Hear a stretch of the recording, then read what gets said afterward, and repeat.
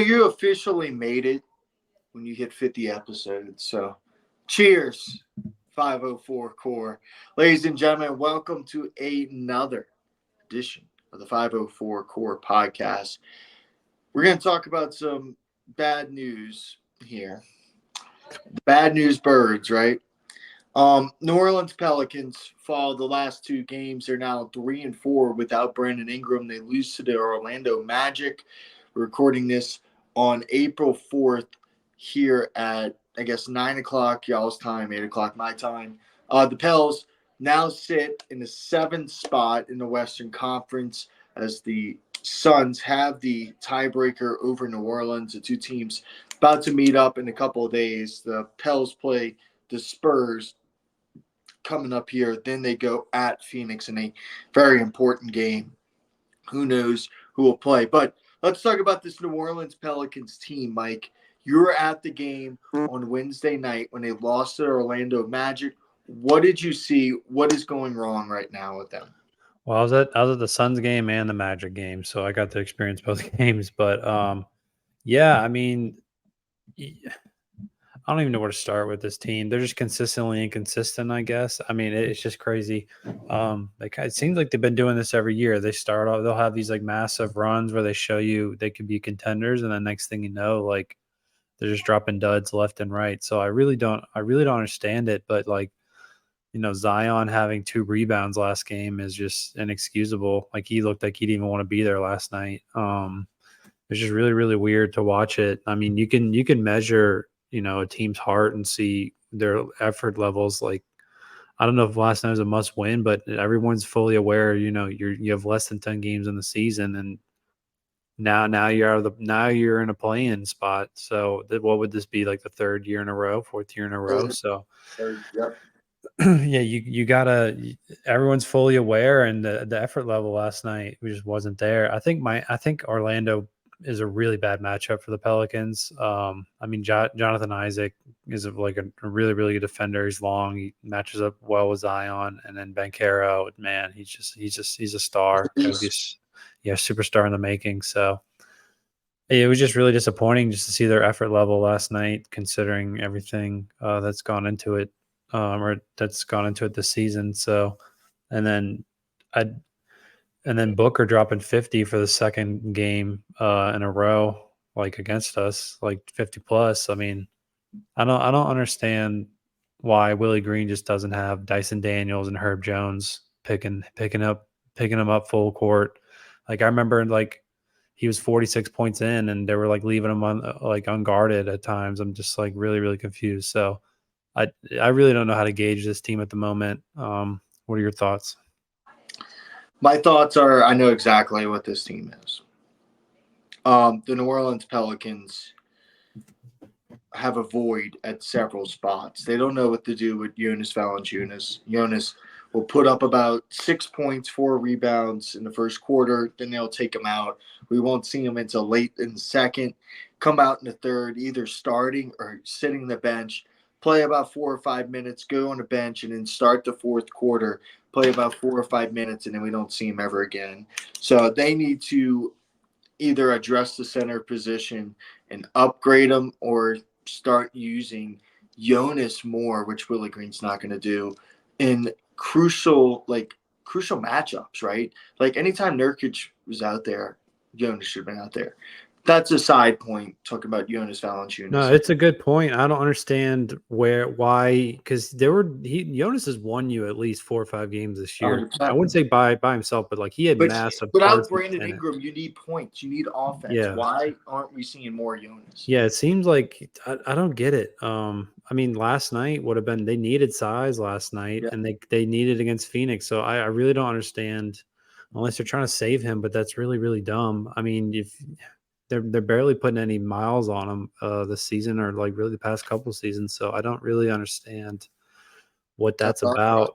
But and then I mean they don't even play Hawkins. Like Hawkins is inconsistent with the minutes. I mean Hawkins, there are times this year, I mean, as a player, like you're dropping 30, 20, 30-point games here and there, and then all of a sudden you're not getting minutes. Like, what does that do to your psyche? So I honestly don't understand what's going on with the Why rotations. is I Larry never Nance? have with Willie Green's rotations. I never have, and I don't think I ever will. And I think everyone's very perplexed by it because he does seem like he doesn't even like putting in lineups that work a lot of the time. So I think he kind of defers to the players a little bit. Like, I don't know. It's really, really concerning, but like, yeah, I'm with you. Like Jonas has to get more minutes, and especially because he's very matchup dependent. Like if it's a traditional big like a Nurkic or I wouldn't say Wendell Carter, Dude, he plays well against Sabonis. He plays well. There's several players he doesn't play well against. Obviously, nobody plays well against Embiid or the Joker, but yeah, there's a lot of matchups. Like if you play the Clippers, Jonas needs to play 30 minutes, yeah. No, right? I agree. If you play the Timberwolves, Jonas needs to be in there. But they're missing rebounding. I mean, I know they're that missing a lot Phoenix of things. game, that Because, dude, dude, why is Larry Nance playing 30 minutes? yeah, no, I think it was the Phoenix game. They got like when the Pelicans were climbing back, and there was a stretch where like Phoenix got like I think three Yep, possessions in a row where they yep. just got offensive rebounds left and right, and it just deflated. The whole crowd was deflated. They're just like, what the fuck? Like the whole arena was just like the whole arena was like really, really annoyed because it's just effort. Like rebounding is effort. Like let's just be honest here. Like And if you it, talked you yeah. talked about effort, Mike, and you talked about Zion. You shouldn't need Jose Alvarado to come in the game to give your starting lineup energy. Yeah, no, that's what I'm saying. So, it's just I don't get this team. I really don't. I don't get the But lineups. like I said, I understand this team. I saw this team for 3 years, Mike. You know what Well, this team? well, it isn't a problem that nothing's changed. Like at Well, some I mean, point, it's just you say it all the I, time. Doing the same thing over and over is the it's definition, and insanity. It's insanity. expecting But different I results will is say this. insanity. I will say this. The NBA it's hard to win, and the Pelicans have improved every single year. You're going from the playing game, then you have a winning record for the first time in 4 or 5 years last year. Now you're at 45 wins. They're going to win several more games. Will they get to 50? Don't know. If they go 4-2, they'll have 49 wins. It's the most wins since I believe 2009, 2011. Um, that's a win for this organization. That's a win for this team. We haven't had consistent, sustained success in a long time, and making the playing game 3 years in a row is a step for this franchise. I want to make that clear. But I will say this: this team has a lot of holes and a lot of decisions to make in the offseason. We know what this team is. We know that this team's best when Zion has shooters around him and Zion has the basketball. We've seen this basketball team when it's just Ingram. They're below 500, not a very good team. We've seen this team when it's just CJ. Obviously, that's bad. Speaking of CJ, he was the only guy bringing any offensive juice last night, but You can't. I You just can't have CJ as your yes. your number one guy. Like No, he no. needs to be a three, but he's being paid like a number one too, which is also a problem. I'm gonna be honest. I'm gonna say something here. Brandon Ingram is very valuable in the postseason and like stretches last night when you need a bucket, when you desperately need a bucket. What I question is Brandon's engagement defensively and his aggressiveness to go like to start games and go get a bucket and be dominant. And I question his fit with Zion. I've been team Zion all this year in terms of what star you go to. I think the numbers back me up with Zion a lot more than Ingram, like a lot. I have questions. Ingram's going to get paid, right? But do you trade Brandon Ingram for somebody who fits Zion, right? Do you trade Ingram for a Murray, who you like? Do you trade Ingram for a Cat? Do you trade Ingram for somebody who fits Zion in the offseason? We could get to that later on in the date, but these next 3 weeks, I really want to see Brandon Ingram healthy on the court with Zion in playoff games, and I need to see how they fit. I really do. No, I mean I agree. You know my thoughts. Like I've always thought they were kind of a weird thing, but then I think I kind of changed my tune with it a couple weeks ago or a week ago. Just like I don't think any. So those three guys are your three-headed monster. Like that's what it's perceived to be, right? So I just think like McCollum fit well with one of them, but like all three of them together don't fit well. But if you just have like Ingram and Zion on the court, I think they play fine.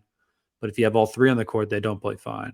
But the problem is, like you said, McCollum makes a lot of money, and he's a three on a championship Problem team is at all three are best. defensive liabilities too, Mike. Yeah, they're all not none of them are good defenders either. So like they don't really complement each other as well. But yeah, I mean if you're gonna look to move off like a guy, it'd be McCollum.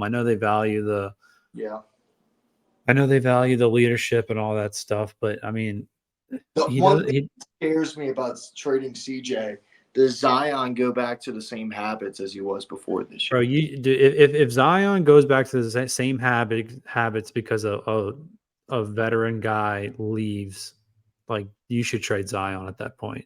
I was Yeah. kind of telling my dad, like my dad asked me, he's like, what if Zion kind of flops like he did against Orlando and he kind of just, drags his feet through the rest of the season and just doesn't really do much. Do you trade him? I'm like, the Pelicans see him every day. They see his habits. They see how he is in the locker room and everything else. So like they have more than us, but like from an outsider's perspective, it's really hard as these NBA like superstars are really hard. I don't know if he's a superstar. He's definitely a star, but they're really hard to come by. So like those guys don't go away lightly because it's really, really hard to land that kind Like of that, talent. Zion's the only really difference maker that the guy, it's like, all right, I'm scared of Zion. Yeah, Zion's the one guy on this roster. I mean, Ingram, I don't know if he has the capability to be what Zion could be, but like Zion has a capability to where when he's locked in, when he's engaged, when he's active on the boards, when he's doing like playing like Duke Zion, he can make you a contender. But if he's not locked in, if he's not eating the right things, if he's not just taking it seriously, then it can We really got to hurt your give the dude team. credit though. He's played 65 games this year. No, I mean he's looked better, but it's just like it's weird just watching sometimes where he just gets 2, 3, 4 rebounds. I mean, a month ago he was averaging less than I think 7 rebounds. Like that's inexcusable, dude. You gotta be in the 8, 9, 10 range. So I don't really understand what's going on. And then there's just like weird fits around him as well. So it yeah, it's just frustrating that we're the play in, man, and we completely flop. Like you really have to question Oh Willie yeah, Green's dude, if future. you're in the play-in and you don't make the playoffs, dude, that yeah, that's a failure. You have Like issues. that might be a nail in the coffin. I don't think they would do it, but that'd be like placing the nail on the coffin and the hammer's up in the air if on Willie Green's tenure as a coach because you can't keep doing this. Like I don't Yeah, know. It's really like it seems like he's respected and all that, but the X's and the O's and the next 2 weeks are rotations are going to determine a terrible. lot. Yeah, no, I mean, this is a really, really important offseason. And then, you got the It's Lakers an pick important month. looming. Huh? It's an important month. You want to be playing basketball in May. Yeah, no, I mean, we've always said like if you get to the second round, you're doing well. So that's kind of the expectation for this team. But no, I mean, I think OKC's the 3 seed right now, so that would be a nightmare matchup. You really want to play. Timberwolves. Um, Timberwolves are a good matchup for us. When does Cat come back? Do you know? I Gotta don't be know. pretty soon. He folds in the playoffs. Yeah. What about when's Ingram supposed to be reevaluated? They love Dude, who saying that. knows? He might not play the rest of the year, dude. Just because you know how the Pelicans are. You reevaluate in 2 weeks. Oh, he's going to be reevaluated in 2 weeks. Oh, he's going to be reevaluated in 2 weeks. Season's over. Oh, he's a reevaluated in oh, fuck you. Dude, props to Dyson Daniel. I got to give it to him because he Yeah, he came he back. he came back fast. Well, I guess he's 21 years old, so he's going to recover faster than 26, 27-year-old. But yeah, and he came back. He looked good, like defensively. He looked really good. His shot was he hit a couple threes last night. I think Dyson Daniel's gonna be really good. Like once he kind of puts it together. I was thinking about it before the pod. I was like, how old is Dyson Daniels? I was like, he's only 21 years old. He just turned 21. And I was like, oh, how old's Herb Jones? Herb Jones is 4 years older than him too. So It's still yeah. over. So I mean, like, where is Dyson Daniels going to be in 4 years? Like, he's going to be stronger. He's probably going to have a better shot. His defense is going to be better. Like, He's gonna be more confident. So if But he continues to Herb Jones in progress, 4 years is going to be his peak. yeah. So like think about like if you have a Herb Jones type player now, like within Dyson Daniels, and then you have like a better Herb Jones in 4 years. So like those two defenders keep on your team. I'd be really reluctant to try and trade him this offseason, but Yeah. I don't know. Like I feel like he might be the centerpiece of a trade. I guess it would just depend who they would go after. I don't really know the obvious answer. There's not Dude, one. Aaron Fox is a name to look out. New So, but Orleans, you can't have you can't have three max guys. So who's the guy you're getting rid of? Brent Ingram. So what would you have? You had Fox, Herb Jones, Trey Murphy, Zion, athletic center, whoever they choose, because you're moving off that. You would probably trade Ingram and probably the first, like a couple first. Guess Dyson Daniels. Wait, but so CJ goes. You're gonna pay CJ $33 million. No. You would have to trade CJ too. So you'd get rid of CJ and Ingram. Yeah. Rebuild the roster around Zion.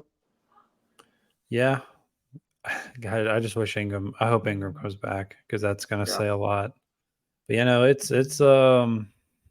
they got a lot to play with. They have all their own picks. They got a Milwaukee swap in 26, Milwaukee's first in 27, which I do think is gonna be valuable. Did you watch that Milwaukee Pelicans game? Were you able to watch it? Yes.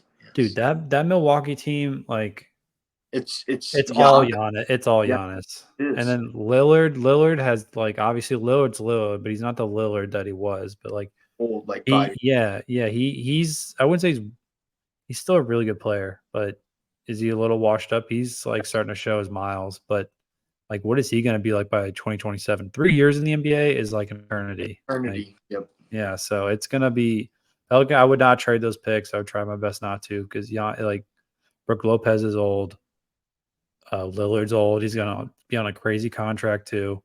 I mean, they don't really have Chris Middleton's older. Like he's already shown wear and tear. Like, and he just signed. I think he just signed a big extension recently, so he's going to be on a shitty contract. Like, it's going to be crazy. What they decide to do, but yeah, like major change. Depending, like you said, depending on how they do in the playoffs, like major changes could be coming their way. Yeah. It'd be fun. It would be fun to see. And then we'll see about the Lakers pick if anything materializes with that this year. But did you see that article I sent? They said this is like the worst draft in like Oh, it ever. is. It's a bad draft, but I mean, there's still some guys I think could be valuable and around the teens. You're going to see a lot of trades. You're going to see a ton of trades in this draft. It's going to be crazy. I'm also curious about what LeBron's going to do.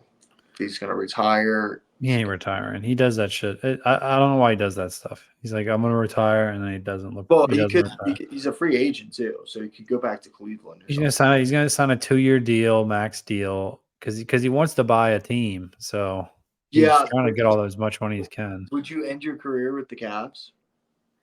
He doesn't care. Leaves. I just saw he built like a crazy house in Beverly Hills. Like he doesn't care. Yeah, I would say Bronny would be an influence too, but Bronny's gonna he's transferring. Yeah, where do you think he'll end up? Ohio State. You think? Yeah.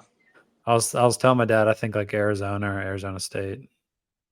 Ohio State, or maybe Duquesne. Duquesne. No, I'm serious. That's LeBron's former teammates that coach there. Duquesne, that'd be interesting. Duquesne Dukes, somewhere he can actually play. Yeah, I would think he'd stay on the West Coast. I would think like Arizona. Yeah, that's my prediction. UNLV. One of those schools. Yeah, UNLV. That'd be interesting. UNLV, San Diego State.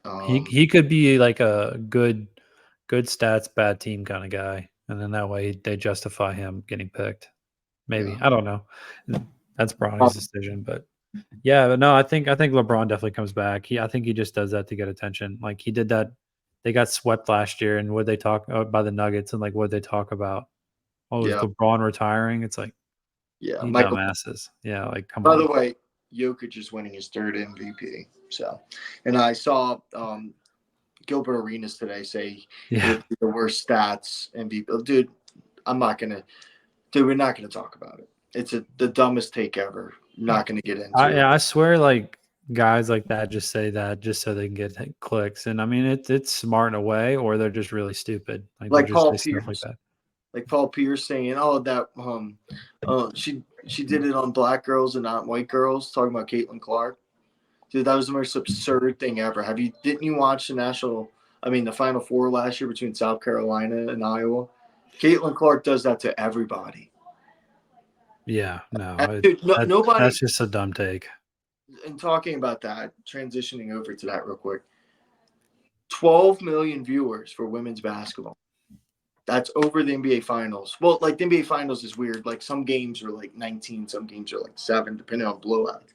So the NBA Finals, but like the average NBA Finals was 11.9.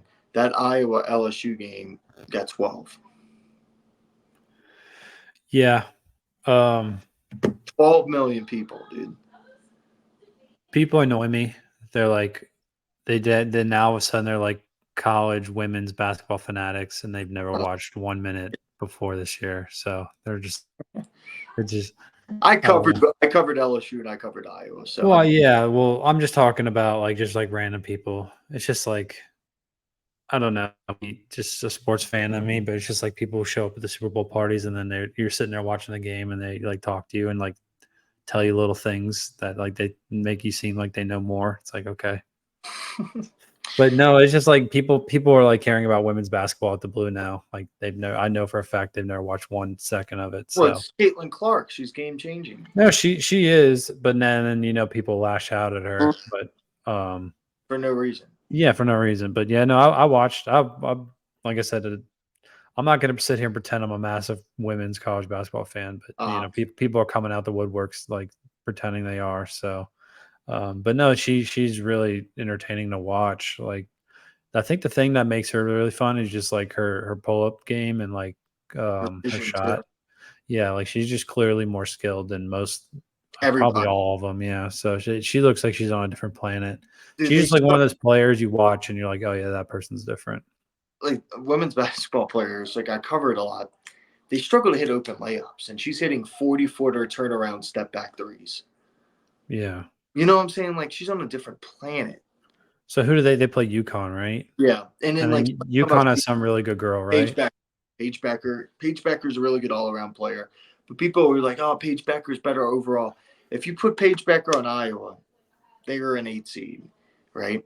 If you take Caitlin Clark off of Iowa, Iowa does not make the NCAA tournament. I've covered Yeah. up. They have nobody that sniffs the WNBA. But if you take Paige Becker off of UConn, UConn's still a top 5 seed. Hmm. That's like the difference, the impact that Caitlin Clark makes.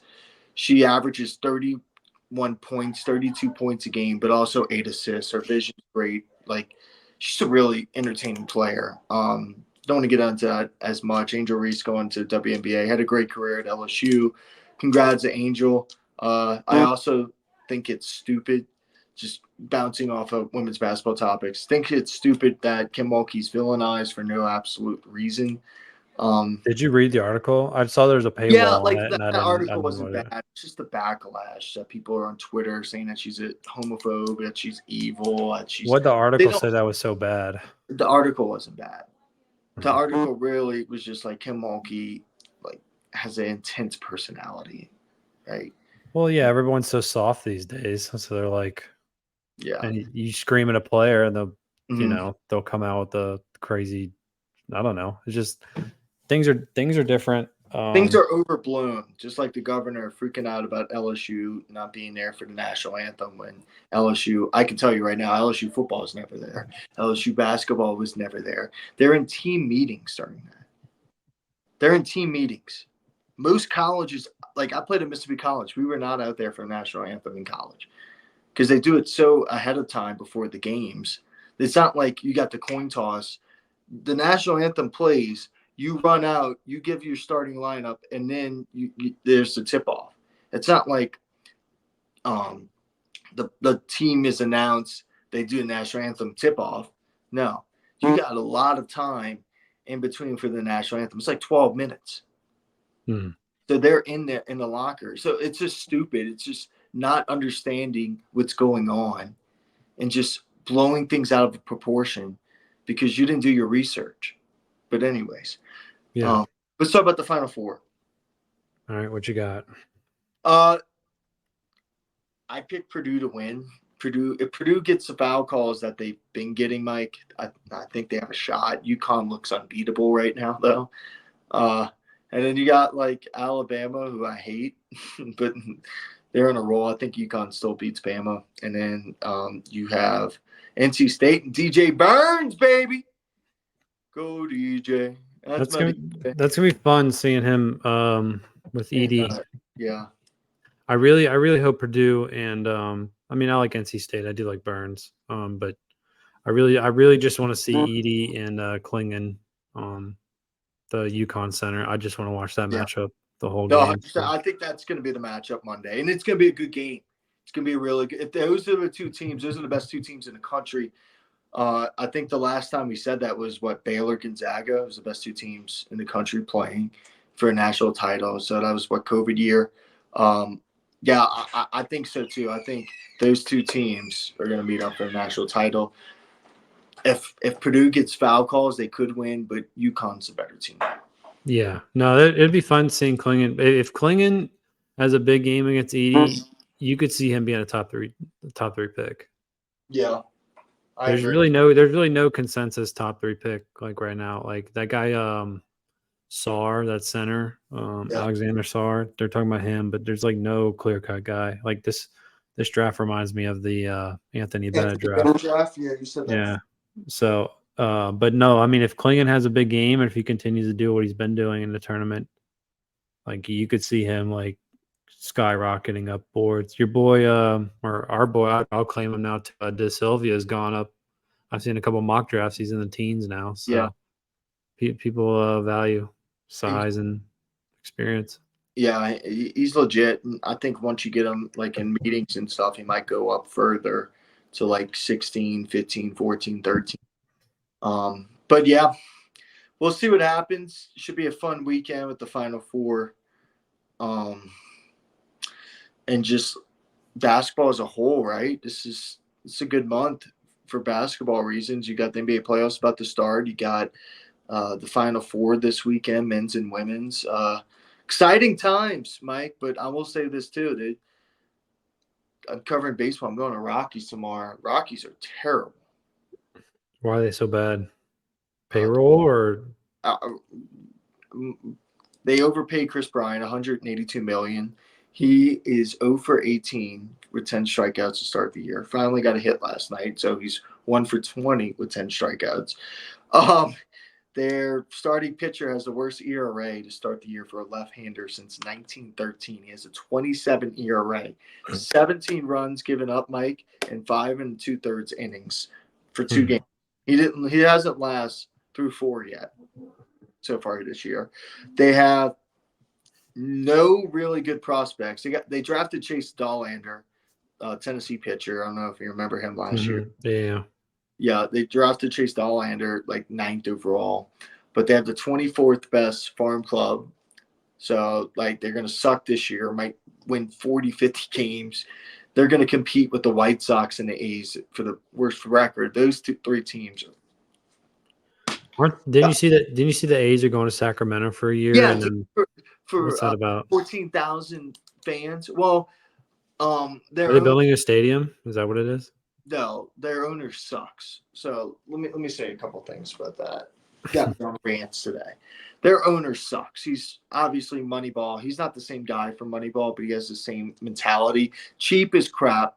Oakland wanted to keep him for 3 more years before they moved to Vegas. The Vegas stadium is ready in 2028. So they needed a place to play for 3 years before the Vegas stadium. So Oakland put it up. The guy goes to Sacramento because he's a cheap bastard for $35 million more for 3 years, like over 3 years. So what, like $12 million every year. And he's going to play in the stadium, Mike, that seats 10,000. They're going to add additional 4,000, so it seats 14,000. Like, it's just good for who plays get another professional team for 3 years. Good for Sacramento. Who plays in that stadium now? The River Cats AAA team. Wait, so they're playing in Sacramento for 1 year and then 3, and then they're going to Vegas? Yeah. Okay. I saw that. I thought someone said it was 1 year, then Vegas. I was like, 3. okay. Well, what's the point of that? Like, well, it makes sense if you're Sacramento, you get an MLB team for 3 years. yeah, and then I guess you can build some kind of fan base additional fan base going into Vegas. Not I'm really. not sure. Dude, most of Sacramento's already A's or Giants fans already because it's right there. I don't know, dude. I know Oakland fans. RIP Oakland, man. Let's pour a drink out. In a 5-year stretch, you lost the Raiders to Vegas. The Warriors moved from Oakland to San Francisco. It's not that far, but you still lose them in the city of Oakland. Now the A's are going to Vegas. Damn. Yeah. Yeah. Oh, Damn. I mean. And then the Pac-12 dissolves, and what is Cal and Stanford are now playing in the fucking ACC? Cal and Stanford are in the ACC. They got to play. They got to travel to Syracuse, New York, Boston College, and Miami. Yeah, that's brutal. But I mean, I'm not saying the fans are bad, but the city's a dump. So that's probably why it's happening left and right. Have you seen? I've seen videos of Oakland. It doesn't look like a desirable city. So I don't think people are like, I'm moving to Oakland this year. So Oakland, baby. Oakland. Yeah, I mean, you can probably point to New Orleans and Baltimore and all these other rough cities that have teams. So speaking of Baltimore, dude, Orioles very good this year. They got the #1 farm club as well. Their AAA team is stacked. Well, they recall a bunch of guys, or not? I don't know. I don't bring up. I guess is probably a better way to say it. Like a year ago, didn't they kind of? That's what Fonzo was telling me. He's like, shout out DJ Fonz. He told me that like they brought up a bunch, like 20 guys at a time. I don't know if that was accurate or not. Yeah, they're stacked. They're loaded. They're farm club, and Okay. they're who's the best team in the MLB? I don't keep up with baseball league at all, so I don't know. Ask me that next month. The Yankees look very good, right? The Mets suck. I keep hearing about Juan Soto. That's all I keep hearing about. Juan Soto. The best team, in my opinion, is going to be the Dodgers until they choke in the playoffs. I did see a thing. There were a bunch of baseball guys. I did tune in for like a minute a week just to see something about baseball. They're like, who's under the most pressure to win the MLB World Series? And they were like, this guy said the Dodgers, and it wasn't even close. So, yeah, no, it's the Dodgers. Is anything going to happen with Ohtani, or do you think that's just going to get swept under the rug? I don't know, man. He might be Pete Rose, or we might not ever hear about it because the MLB. I don't think we'll ever hear about it. I think there's way too much money at stake. Way too much money at stake. He's playing right now, right? Like he hit a home run last night.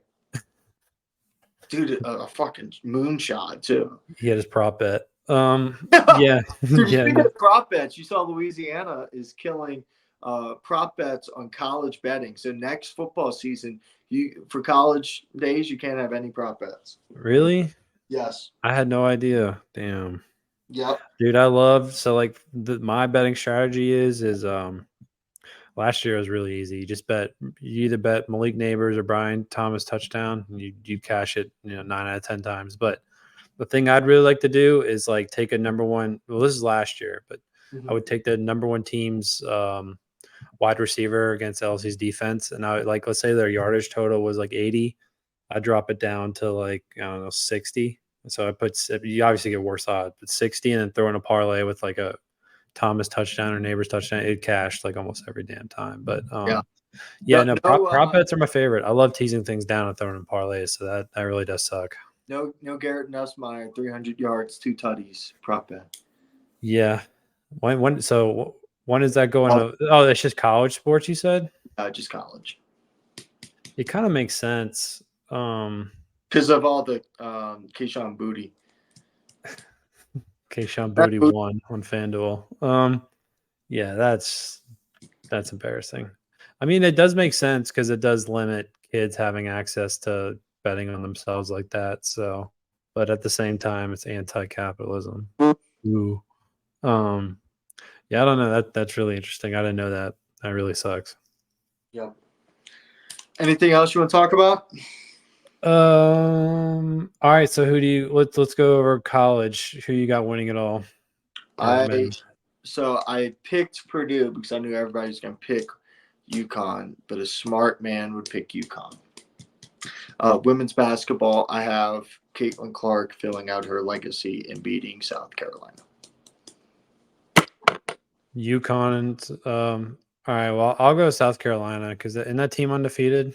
Oh, they're incredible, but they were undefeated last year, and Clark put up 40, 10, and a 40-point triple-double. Yeah. Well, I'll take South Carolina. I'm just not going to stop. I'm just going to ride with the undefeated team, and I'll go Purdue. Have you watched the guy Castle in Purdue? Yeah. Is he worth a top 10 pick? No. That's He's a first-round pick. I saw a mock draft going top 5 today. So Jesus. that's what I'm saying, dude. Just defer a pick. You're the Pelicans, just defer the damn pick.